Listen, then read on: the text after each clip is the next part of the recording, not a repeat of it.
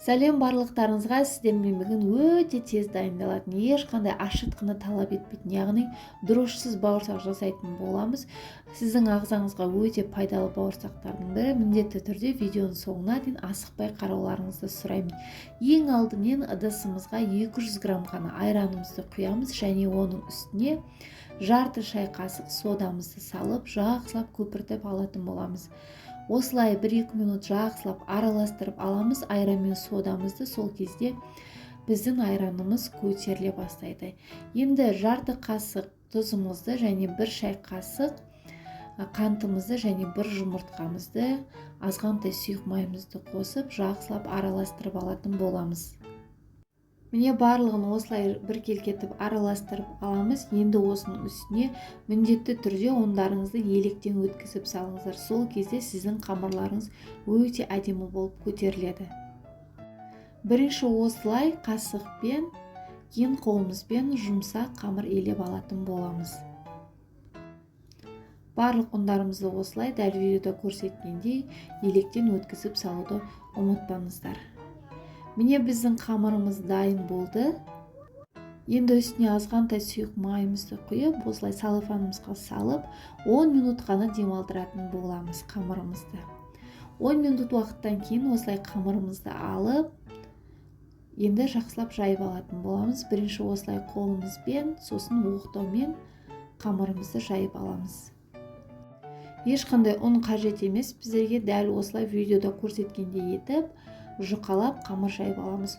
Өте жұқалы жүрмейсіздер, орташа қалыңдықта қамырымызды жайып алатын боламыз. Мен қазір 200 грамм ғана айранға істедім. Егер де сіздер 400 грамм айранға істейтін болсаңыздар да 1 жұмыртқа қоса берсеңіздер болады. Осылай қамырымызды жайып аламыз. Асығыс кезде осы бауырсақ өте пайдалы рецепті міндетті түрде сақтап қоюларыңызды сұраймын. Осылай өздеріңізге ұнаған формаларыңызды кесіп алыңыздар. Мен қазір дөңгелетіп отырған жоқпын. Асығыс болғасын осылай бірден жасадым және сіздерге рецепт түсіріп үлгердім. Осылай қамырларымызды кесіп аламыз. Міне осылай қалыңдықта болу керек. Енді қызып тұрған майымызға қамырларымызды салып, қызартып қуырып алатын боламыз. Осылай қамырларымызды салып, ешқандай қозғамаймыз. Қазір көресіздер видеода ақырындап біздің бауырсақтарымыз көтеріле бастайды. Дәл ашытқы салып 1-2 сағат ашытып қойылған бауырсақ сияқты болып шығады. Қараңыздар, не біздің бауырсақтарымыз ақырындап көтеріліп бастады. Bir жағы қызарғаннан кейін келесі бетін аударып қуырып алатын боламыз.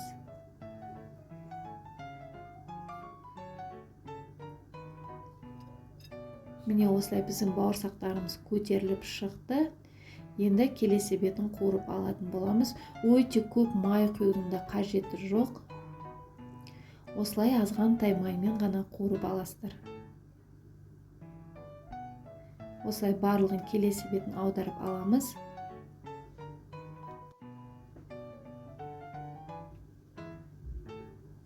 Барлығын осылай біркелкетіп, бауырсақтарымызды пісіріп алатын боламыз. Өте дәмді бауырсақ болады. Міндетті түрде жасап көріңіздер. Міне қараңыздар. Өте жақсы көтеріліп, әдемі болып біздің бауырсақтарымыз шықты. Қамырларыңызды жайғаннан кейін тағы да 5 минутқа тындырып қойсаңыздар болады. Сол кезде бауырсақтарыңыз беттері теп-тегіс болып шығады. Мен қазір асығыс болғасын осылай бірден пісіріп алдым. Бұл бауырсақтың ерекшелігі бар болғаны 10 минут қана демалдырасыздар және бауырсақтарыңызды осылай тездетіп пісіріп алатын боласыздар. Міне біздің бауырсақтарымыз дайын. Енді осылай ыдысымызға салфеткамызды салып, осылай бауырсақтарымызды қойып алатын боламыз. Ып-ыстық бауырсақтар. Енді бауырсақтарымызды дастарханымызға тартсақ болады. Міне біздің бауырсақтарымыз дайын, өте әдемі болып шықты. Қараңыздар, түрін ешқандай ашытқы, яғни дрожь салған жоқпыз.